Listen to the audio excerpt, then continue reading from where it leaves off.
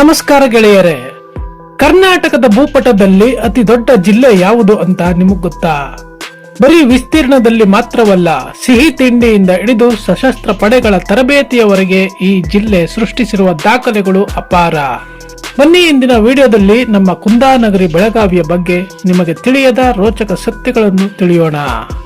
ಸ್ನೇಹಿತರೆ, ಕರ್ನಾಟಕದ ವಾಯುವ್ಯ ಭಾಗದಲ್ಲಿರುವ ಬೆಳಗಾವಿ ರಾಜ್ಯದ ಅತ್ಯಂತ ಪ್ರಮುಖ ಜಿಲ್ಲೆಗಳಲ್ಲಿ ಒಂದು.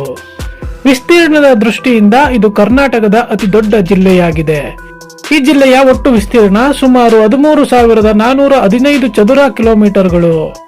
ಬೆಳಗಾವಿಯನ್ನು ಮೊದಲು ವೇಣುಗ್ರಾಮ ಎಂದು ಕರೆಯಲಾಗುತ್ತಿತ್ತು. ವೇಣುಗ್ರಾಮ ಎಂದರೆ ಸಂಸ್ಕೃತದಲ್ಲಿ ಬಿದಿರಿನ ಗ್ರಾಮ ಎಂದರ್ಥ. ಈ ಜಿಲ್ಲೆಯು ಮಹಾರಾಷ್ಟ್ರ ಮತ್ತು ಗೋವಾ ರಾಜ್ಯಗಳೊಂದಿಗೆ ತನ್ನ ಗಡಿಯನ್ನು ಹಂಚಿಕೊಂಡಿದೆ. ಬೆಳಗಾವಿ ನಗರವು ಜಿಲ್ಲೆಯ ಆಡಳಿತ ಕೇಂದ್ರವಾಗಿದೆ. ಈ ಜಿಲ್ಲೆಯನ್ನು ಉತ್ತರ ಕರ್ನಾಟಕದ ಹೆಬ್ಬಾಗಿಲು ಎಂದು ಕರೆಯಲಾಗುತ್ತದೆ.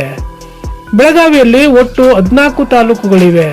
ಇದು ರಾಜ್ಯದಲ್ಲೇ ಅತಿ ಹೆಚ್ಚು ತಾಲೂಕುಗಳನ್ನು ಹೊಂದಿರುವ ಜಿಲ್ಲೆಗಳಲ್ಲಿ ಒಂದು. ಇಲ್ಲಿನ ಹವಾಮಾನವು ವರ್ಷಪೂರ್ತಿ ತುಂಬಾ ಹಿತಕರವಾಗಿರುತ್ತದೆ. ಮಲೆನಾಡು ಮತ್ತು ಬಯಲು ಸೀಮೆಯ ಎರಡೂ ಲಕ್ಷಣಗಳನ್ನು ಈ ಜಿಲ್ಲೆಯಲ್ಲಿ ಕಾಣಬಹುದು. ಬೆಳಗಾವಿ ಜಿಲ್ಲೆಯು ಕೃಷಿ ಕ್ಷೇತ್ರದಲ್ಲೂ ತುಂಬಾ ಮುಂದುವರೆದಿದೆ.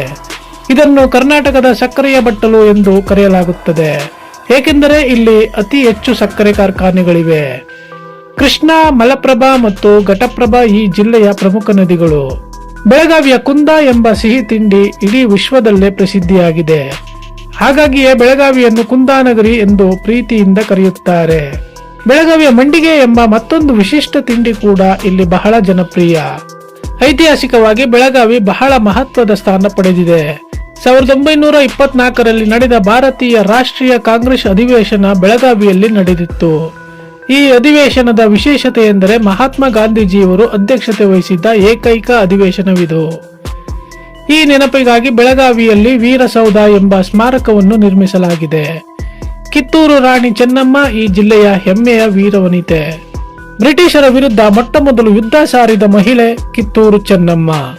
ಕಿತ್ತೂರು ಕೋಟೆ ಇಂದಿಗೂ ಆಕೆಯ ಶೌರ್ಯದ ಸಾಕ್ಷಿಯಾಗಿ ನಿಂತಿದೆ.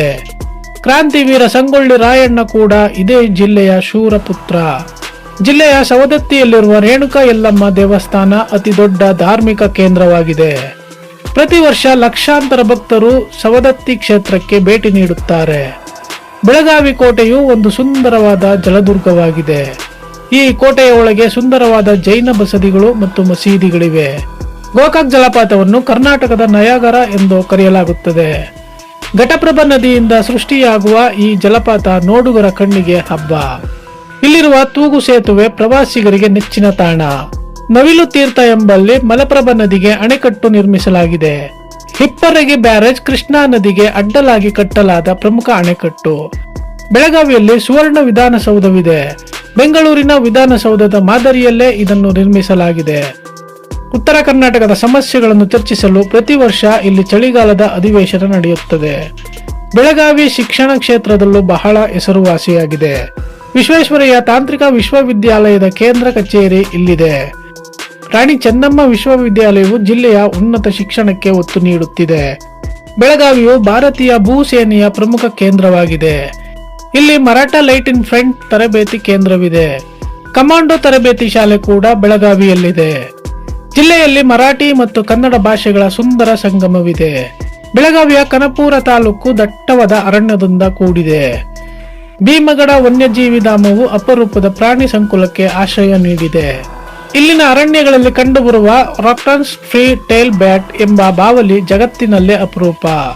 ಜಿಲ್ಲೆಯ ಪಶ್ಚಿಮ ಘಟ್ಟಗಳ ಭಾಗದಲ್ಲಿ ಅತಿ ಹೆಚ್ಚು ಮಳೆಯಾಗುತ್ತದೆ. ಬೆಳಗಾವಿಯ ಎಡಕಲ್ ಅಣೆಕಟ್ಟು ಸುತ್ತಮುತ್ತಲಿನ ಕೃಷಿಗೆ ಆಧಾರವಾಗಿದೆ. ಬೆಳಗಾವಿ ರೈಲ್ವೆ ನಿಲ್ದಾಣವು ಪುಣೆ ಮತ್ತು ಬೆಂಗಳೂರು ನಗರಗಳನ್ನು ಸಂಪರ್ಕಿಸುತ್ತದೆ. ಇಲ್ಲಿ ಅಂತಾರಾಷ್ಟ್ರೀಯ ಗುಣಮಟ್ಟದ ಸಾಂಬ್ರಾ ವಿಮಾನ ನಿಲ್ದಾಣವಿದೆ. ಬೆಳಗಾವಿಯ ಹಿತ್ತಾಳೆ ಪಾತ್ರೆಗಳ ಉದ್ಯಮ ಬಹಳ ಹಳೆಯದು ಮತ್ತು ಪ್ರಸಿದ್ಧವಾದುದು. ಜಿಲ್ಲೆಯಲ್ಲಿ ಬಾಕ್ಸೈಟ್ ಖನಿಜದ ನಿಕ್ಷೇಪಗಳು ಹೇರಳವಾಗಿವೆ. ಇಲ್ಲಿ ಇಂಡಲ್ಕೋ ಅಲ್ಯೂಮಿನಿಯಂ ಕಾರ್ಖಾನೆ ಇದೆ. ಬೆಳಗಾವಿ ಜಿಲ್ಲೆಯು ಹೈನುಗಾರಿಕೆಯಲ್ಲೂ ಅಗ್ರಸ್ಥಾನದಲ್ಲಿದೆ.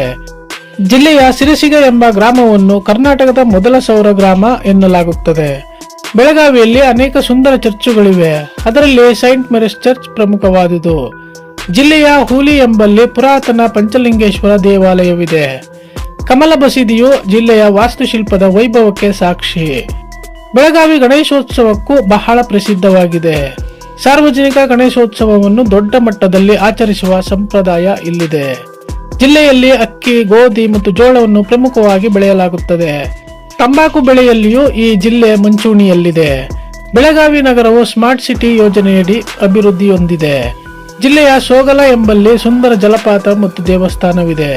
ಇಲ್ಲಿನ ಯಡಿಯೂರು ವೀರಭದ್ರೇಶ್ವರ ದೇವಸ್ಥಾನ ಭಕ್ತರ ನೆಚ್ಚಿನ ತಾಣ. ಬೆಳಗಾವಿಯ ಜನರು ಸಾಹಿತ್ಯ ಮತ್ತು ಕಲೆಗೆ ಹೆಚ್ಚಿನ ಪ್ರೋತ್ಸಾಹ ನೀಡುತ್ತಾರೆ. ಬೆಳಗಾವಿಯಲ್ಲಿ ಅನೇಕ ಪ್ರಸಿದ್ಧ ಸಾಹಿತಿಗಳು ಮತ್ತು ಕಲಾವಿದರು ಜನಿಸಿದ್ದಾರೆ. ಇಲ್ಲಿನ ಮಾರುಕಟ್ಟೆಗಳು ಸದಾ ಜನಜಂಗುಳಿಯಿಂದ ಕೂಡಿರುತ್ತವೆ. ಬೆಳಗಾವಿಯ ಹವಾಮಾನ ಬೆಳೆಗಳಿಗೆ ಪೂರಕವಾಗಿರುವುದರಿಂದ ತೋಟಗಾರಿಕೆ ಹೆಚ್ಚು ಬೆಳೆದಿದೆ. ಜಿಲ್ಲೆಯಲ್ಲಿ ಸಾಕಷ್ಟು ಸಣ್ಣ ಮತ್ತು ಮಧ್ಯಮ ಗಾತ್ರದ ಕೈಗಾರಿಕೆಗಳಿವೆ. ಬೆಳಗಾವಿಯು ಒಂದು ಪ್ರಮುಖ ವಾಣಿಜ್ಯ ಕೇಂದ್ರವಾಗಿ ಬೆಳೆಯುತ್ತಿದೆ. ಈ ಜಿಲ್ಲೆಯು ಪ್ರಕೃತಿ ಪ್ರೇಮಿಗಳಿಗೆ ಮತ್ತು ಚಾರಣಿಗರಿಗೆ ಸ್ವರ್ಗವಾಗಿದೆ. ಇಲ್ಲಿನ ಅಮೋಘವಾದ ಘಟ್ಟದ ರಸ್ತೆಗಳು ಪ್ರಯಾಣಿಕರಿಗೆ ಮುದು ನೀಡುತ್ತವೆ. ಬೆಳಗಾವಿ ಜಿಲ್ಲೆಯು ಕರ್ನಾಟಕದ ಹೆಮ್ಮೆಯ ಸಂಸ್ಕೃತಿಯ ಭಾಗವಾಗಿದೆ. ಈ ಜಿಲ್ಲೆಯ ಅಭಿವೃದ್ಧಿಯು ಇಡೀ ಉತ್ತರ ಕರ್ನಾಟಕದ ಅಭಿವೃದ್ಧಿಗೆ ಪೂರಕವಾಗಿದೆ.